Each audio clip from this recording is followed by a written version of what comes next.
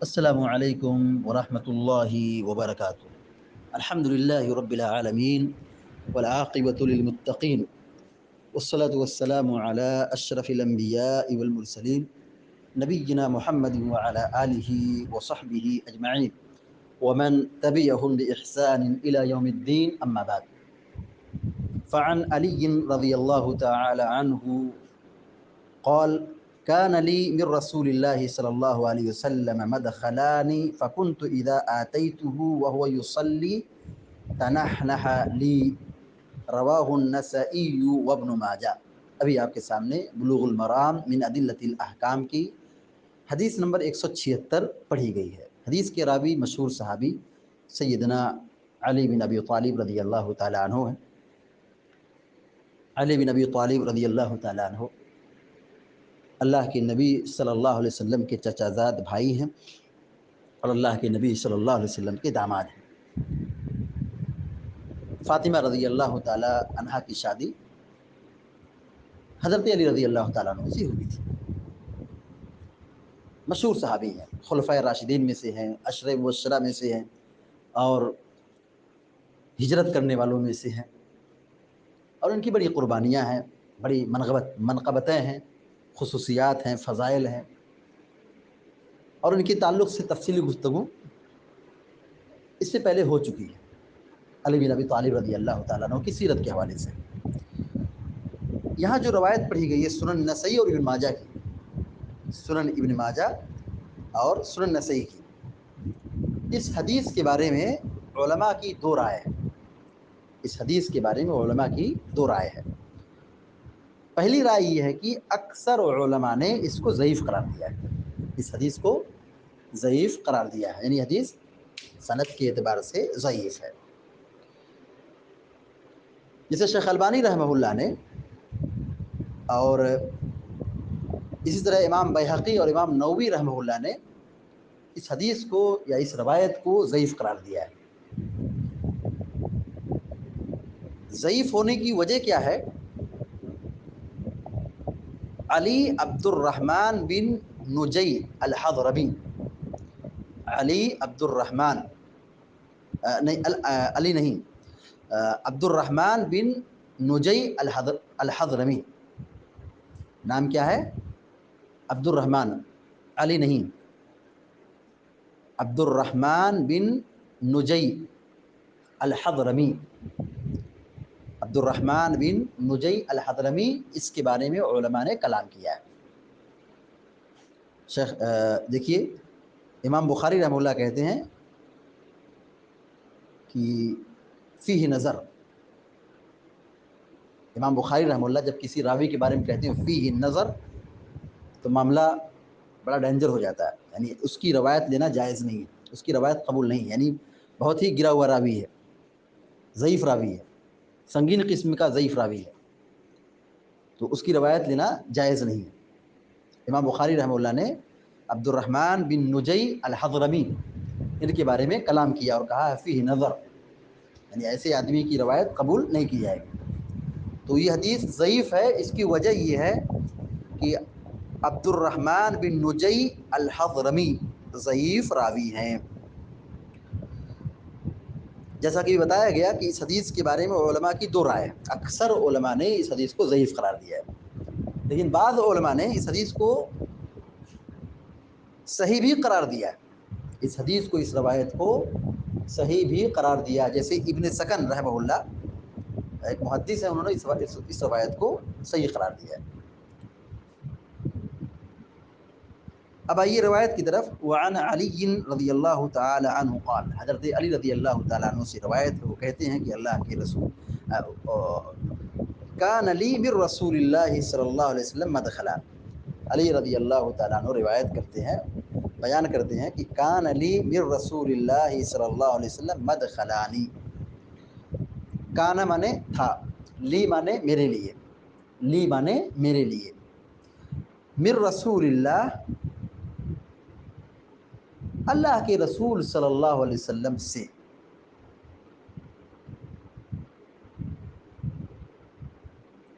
من مانے سے، من رسول اللہ رسول اللہ صلی اللہ علیہ وسلم سے، مدخلانی، مدخلانی، مدخل کی تثنیہ مدخلان۔ شیخ عثیمین رحمہ اللہ مدخل کی یا مدخلان کی تشریح میں لکھتے ہیں کان لی من رسول اللہ صلی اللہ علیہ وسلم مدخلانی۔ مدخلان کی شرح میں شیخ عثیمین رحمہ اللہ لکھتے ہیں کہ مدخل یا تو ظرف زمان ہے یا ظرف مکان ہے، ظرف زمان یا ظرف مکان۔ یعنی ظرف زمان کہیں گے تو معنی ہوگا دو اوقات، ظرف زمان اگر مراد ہوگا تو کیا معنی ہوگا؟ دو اوقات، دو ٹائم، دن رات، ایسا کر سکتے ہیں، دو ٹائم، دو وقت، یعنی دن میں اور ایک رات میں۔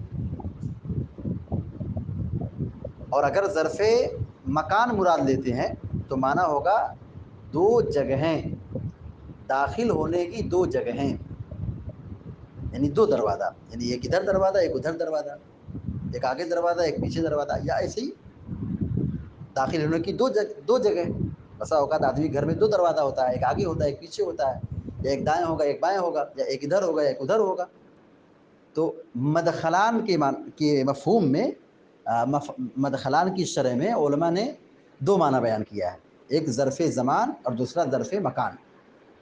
ظرف زمان معنی ہوگا تو دو ٹائم، دو وقت، اور ظرف مکان معنی ہوگا تو اس کا مفہوم ہوگا ظرف مکان کا دو جگہیں، دو جگہیں۔ لیکن اکثر علماء نے شرح میں یہی لکھا ہے کہ یہاں ظرف زمان ہے، ظرف زمان یعنی دو وقت، دو اوقات، دو ٹائم، یعنی دن اور رات، دن اور رات۔ کان لی رسول اللہ صلی اللہ علیہ وسلم مدخلان، کہ رسول اللہ صلی اللہ علیہ وسلم کے پاس آنے کے لیے میرے دو اوقات تھے۔ کان علی میرے لیے تھے، مر رسول اللہ، مر رسول اللہ اللہ کے رسول سے، یعنی اللہ کے رسول کے پاس، مدخلانی دو اوقات، دو ٹائم، یعنی میں اللہ کے رسول صلی اللہ علیہ وسلم کے پاس دو وقت میں آیا کرتا تھا، دو ٹائم آیا کرتا تھا، آپ کے پاس حاضری دینے کے لیے آپ کی خدمت میں دو وقت آیا کرتا تھا۔ چونکہ علی رضی اللہ تعالیٰ عنہ چچا زاد بھائی تھے، دوسرا یہ کہ اللہ کے نبی علیہ الصلوۃ والسلام کے داماد بھی تھے، اور تیسرا یہ کہ اہل بیت میں سے تھے، یہ اہل بیت میں سے تھے۔ اللہ کے رسول صلی اللہ علیہ وسلم کی قربت کی وجہ سے اور آپ کے خاندان اور آپ کے رشتہ دار سے تعلق رکھنے کی وجہ سے یہ برابر آتے جاتے تھے۔ تو کہتے میں دو مرتبہ اللہ کے نبی علیہ الصلوۃ والسلام کے پاس آیا کرتا تھا۔ کان علی بر رسول اللہ صلی اللہ علیہ وسلم مدخلان، کہ میں نبی کریم صلی اللہ علیہ وسلم کی خدمت میں دو وقت میں آیا کرتا تھا، میرے لیے دو اوقات تھے اللہ کے رسول صلی اللہ علیہ وسلم کی خدمت میں آنے کے لیے۔ فکنت اذا آتیتہ وهو یصلی، فکنت میں تھا، فکنت میں تھا، اذا اتیت جب آتا، یعنی جب میں آتا تھا، کنت اذا اتیتہ جب میں آپ کے پاس آیا کرتا تھا، جب میں آتا تھا، آتا یاتی مانے آنا، فکنت اذا اتیتہ جب میں آپ کے پاس آتا، اتیت میں آتا، ہوں ان کے پاس یعنی رسول کے پاس، فکنت اذا اتیتہ بس جب میں آپ کے پاس آتا، یعنی رسول اللہ صلی اللہ علیہ وسلم کے پاس آتا، وہو یصلی، وہو اور وہ، یصلی نماز پڑھ رہے تھے، وہو یصلی اس حال میں کہ آپ نماز پڑھتے تھے، صلی یصلی نماز پڑھنا، یعنی اس وقت آپ نماز پڑھا کرتے تھے۔ نماز پڑھتے وقت میں جب میں آپ کے پاس آتا، کہتے ہیں تنحنح لی، تنحنح لی، تنحنح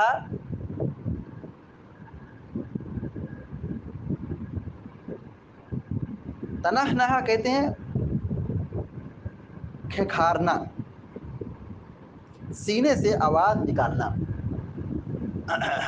یہ ہے تنحنہ۔ تو تنحنہ کھنکھارتے تھے، سینے سے آواز نکالتے تھے، بات نہیں کرتے تھے، چونکہ نماز کے دوران بات کرنا کیا ہے، منع ہے، تو آواز نکالتے تھے، آواز گلے سے آواز نکالتے تھے، سینے سے آواز نکالتے تھے، کھنکھار دیتے تھے۔ یہی معنی ہے تنحنہ کا۔ لی مانے میرے لیے، تنحنہ لی میرے لیے آپ کھنکھار دیتے تھے، گلے سے سینے سے آواز نکال دیتے تھے۔ تو میں سمجھ جاتا تھا کہ آپ اللہ کے نبی علیہ السلام نماز میں ہیں، چونکہ دروازے پر دستخط دینا ہے نا، ایسے نہیں گھر میں ایسے ہی داخل ہو گئے۔ وہ جب آواز دیتے تھے دروازے پر، اجازت لیتے تھے، اور نبی صلی اللہ علیہ وسلم نماز میں ہوتے تھے، تو ظاہر ہے کہ کیسے بولیں گے، نماز میں تو بات نہیں کر سکتے، گفتگو تو نہیں کر سکتے، تو کھنگار دیتے تھے، آواز نکالتے تھے، تو وہ سمجھ جاتے تھے کہ اب آپ نماز میں مصروف ہیں، نماز میں مشغول ہیں۔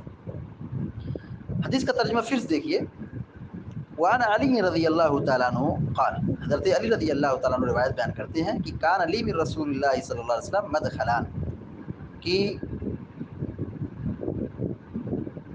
رسول اللہ صلی اللہ علیہ وسلم کی خدمت میں حاضر ہونے کے میرے دو اوقات تھے، میرے لیے دو ٹائم تھے، دو اوقات تھے رسول اللہ صلی اللہ علیہ وسلم سے ملنے کے لیے، رسول اللہ صلی اللہ علیہ وسلم سے ملاقات کے لیے یا رسول صلی اللہ علیہ وسلم کی خدمت میں حاضری دینے کے لیے میرے دو اوقات تھے۔ فکنت اذا آتیتہ وہو یصلی، جب میں آپ کے پاس آتا اور اس حال میں کہ آپ نماز پڑھ رہے ہوتے تھے، تو تنحنہ لی، آپ میرے لیے کھنگار دیتے تھے، کھنگار دیتے تھے، کہہ دیتے تھے۔ رواہ النسائی وابن ماجہ، اس حدیث کو امام نسائی نے بیان کیا ہے اور امام ابن ماجہ نے روایت کیا ہے، اور اکثر علماء نے اس روایت کو ضعیف قرار دیا ہے، اس روایت کو اکثر علماء نے ضعیف قرار دیا ہے۔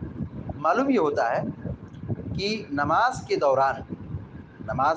دوران اگر کوئی ایسی ضرورت آ جاتی ہے تو آواز نکال سکتے ہیں، کھنگار سکتے ہیں، کہہ سکتے ہیں، لیکن کوئی حروف ادا نہیں ہونا چاہیے، کوئی کلمہ ادا نہیں ہونا چاہیے، بولنا نہیں، بولنا منع ہے، کھنگار دینا، گلے سے آواز نکالنا، سینے سے آواز نکالنا بغیر حروف کی ادائیگی کی، یعنی ایسا کوئی کلمہ نہ ہو جو سمجھا جائے، یا کوئی جملہ نہ ہو، کوئی کلمہ نہ ہو، کوئی حرف نہ ہو کہ اسے پڑھا جائے، سنا جائے، محسوس کیا جائے، یہ نہیں ہونا چاہیے، کلام کرنا منع ہے۔ لیکن نماز کے دوران اگر ایسی صورت پیدا ہو جاتی ہے تو وہ گلے سے یا سینے سے آواز نکال سکتے ہیں، کہہ سکتے ہیں اس طرح۔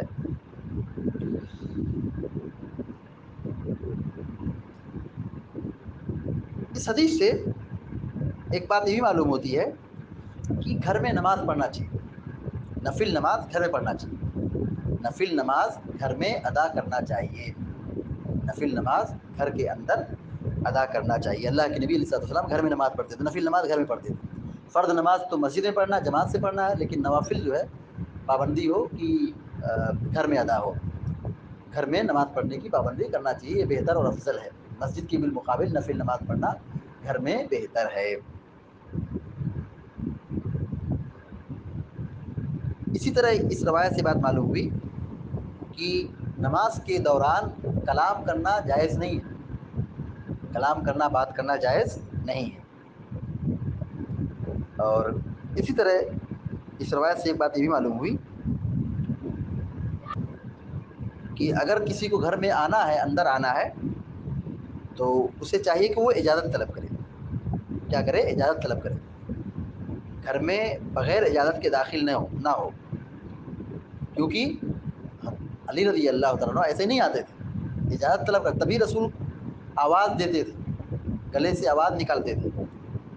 اگر وہ آ جاتے تو آواز نکالنے کی کوئی ضرورت نہیں تھی، یہاں آواز جو نکالنے کی ضرورت محسوس ہوئی اس کی وجہ یہ تھی کہ دروازے پر کوئی ایک آدمی دستخط دے رہا ہے، دروازہ کھٹکھٹا رہا ہے، وہ اجازت لے رہا ہے. تو معلوم یہ ہوا کہ گھر میں داخل ہونے کا ادب یہ ہے کہ پہلے اجازت طلب کیا جائے، پہلے اجازت طلب کیا جائے. اللہ کے نبی صلی اللہ علیہ وسلم بشر تھے، انسان تھے. دیکھیے آپ کھکھارے آواز نکالے تو یہ آپ کے بشر ہونے کی دلیل ہے، بشر ہونے کی نشانی ہے، دلیل ہے، پہچان ہے. اسی طرح